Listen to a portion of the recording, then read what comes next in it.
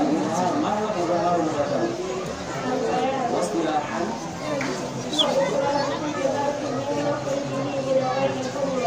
نعم وكما مفهوم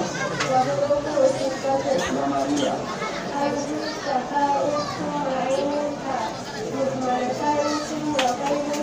ما شاء الله فتح الله عليك. تقرأ تكتشف عائشة إبراهيم.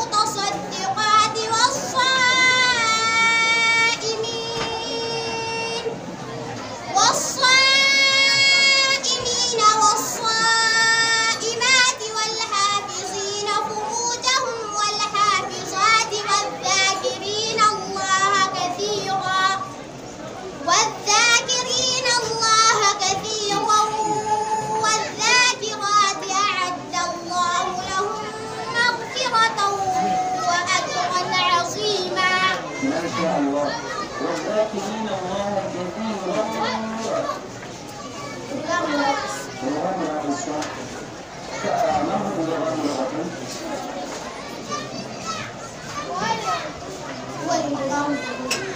ما هو الإدغام لغة؟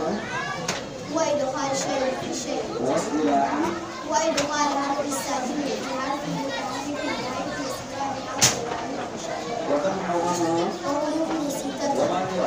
وهي ياء راء ميم لام واو وكم أقسامه؟ إلى قسمان نعم اسمه اسم الإدغام بغنة واسم الإدغام بغير غنة وماذا يشترط في الإدغام بغنى؟ ويشترط في الإدغام بغنة أن تكون النون متحركة ما إذا كانت متوسطة في كلمة واحدة فإنها لا تدرك بل يجب سماعها كما في اللفظ. ما شاء الله إن شاء الله يقولون عشان قراءة القرآن وإذا مشجع النور akan kalmar Qur'ani da yarukan Faransi da Ingilishi da Larabci da Hausa wanda zai fara shi ne bana Alhaji Nabi da Faransi kenan.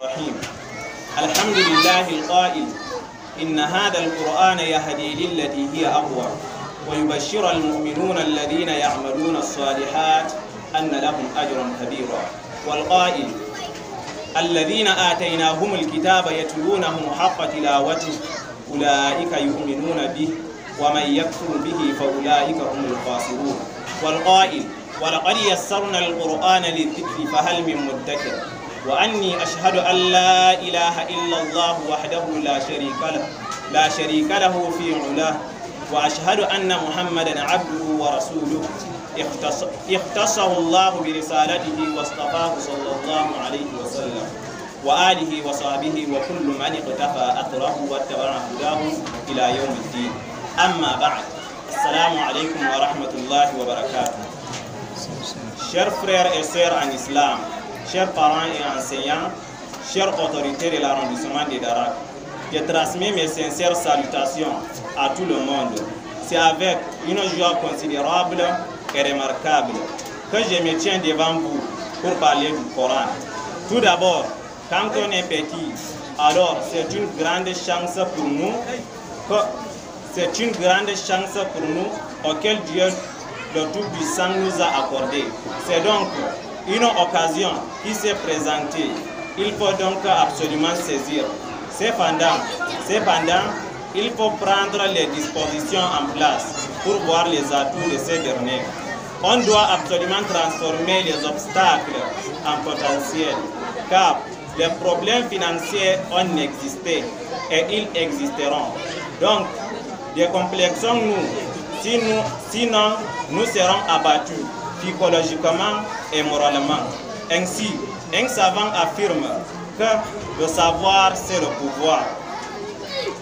Donc, engageons-nous pour chercher le savoir, car il représente le pouvoir. Nos anciens nous ont enseigné des valeurs, et cette valeur, c'est le respect. Par là, laissez-moi vous dire que le respect est mutuel. Les Anglais ajoutent en disant « Respect yourself, that somebody respect you ». Fin de citation. J'ai intégré le niveau. Mon discours est progressiste et galvanisateur, car pour arriver, nous devons faire preuve de courage et d'audace. La patience et la persévérance et surtout la confiance en soi-même. Attentivement, écoutons attentivement. La patience et la persévérance et surtout la confiance en soi-même. Parlons maintenant de ce noble livre intitulé Al-Kitab.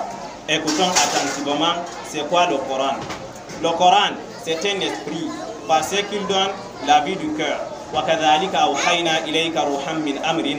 Le Coran, c'est une ride. Alif Lam Mim,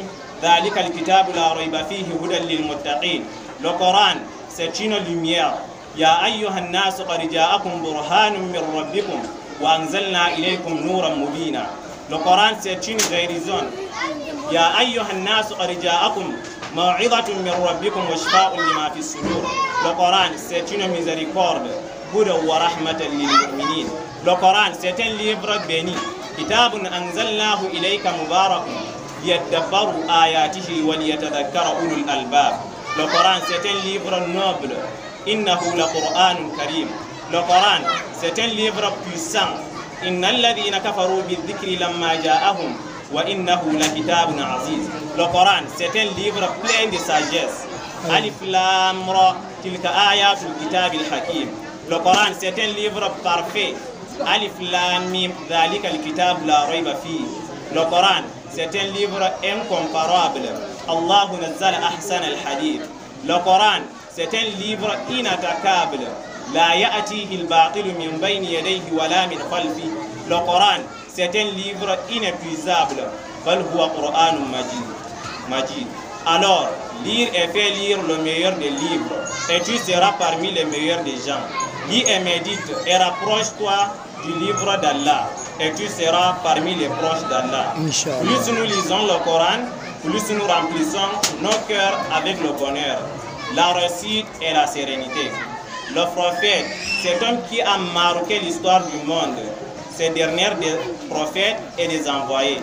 Celui qui a été envoyé en tant que miséricorde pour l'ensemble du monde, que paix et le salut d'Allah soient sur lui, disait: profite de ta jeunesse avant ta vieillesse, car la jeunesse ne dure pas. Profite de ta santé avant ta maladie, car la santé ne dure pas. Profite de ta richesse avant ta pauvreté, car la richesse ne dure pas. Profite de ton temps libre avant ton occupation, car le temps libre ne dure pas. Et enfin, il nous disait: profite de ta vie avant ta mort. Donc, vivons avec le meilleur des livres, le Coran. Et enfin, j'implore Allah Azza wa Jal, il nous facilite la lecture du Coran et la méditation, et enfin la mémorisation. Je vous remercie. Merci.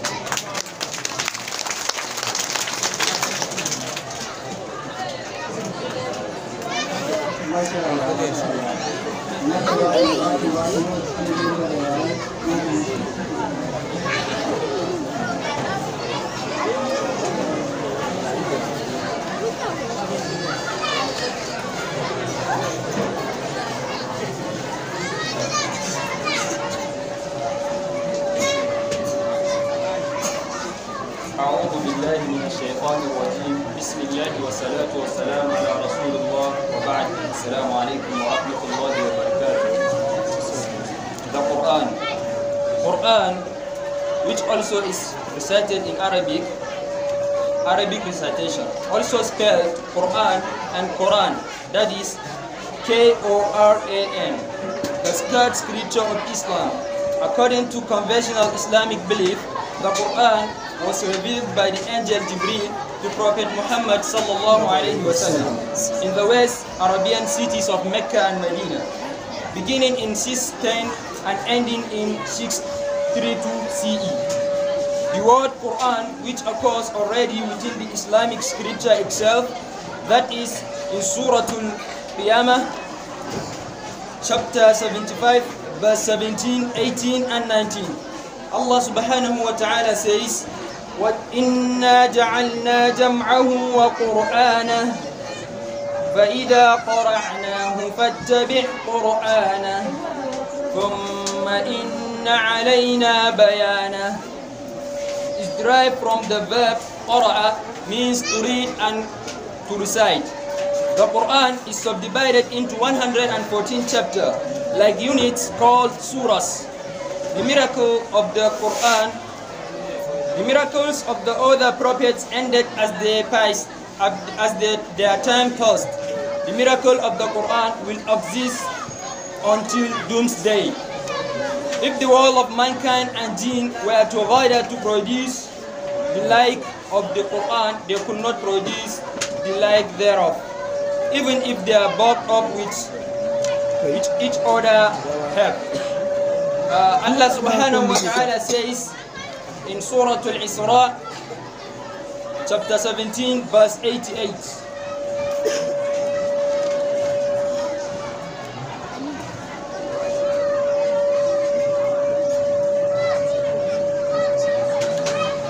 Allah subhanahu wa ta'ala says in Surah Al-Isra, chapter 17, verse 88, قُلْ لَئِنِ اجْتَمَعَتِ الْإِنسُ وَالْجِنُّ عَلَىٰ أَن يَأْتُوا بِمِثْلِ هَذَا الْقُرْآنِ لَا يَأْتُونَ بِمِثْلِهِ وَلَوْ كَانَ بَعْضُهُمْ لِبَعْضٍ ظَهِيرًا.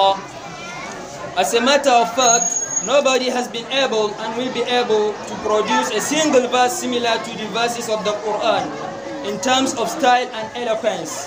The Quran is a miracle in terms of its weight and meaning.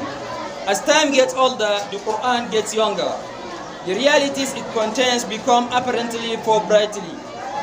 Thank you for your understanding, thank you for your patronage, and thank you for the coming to this place.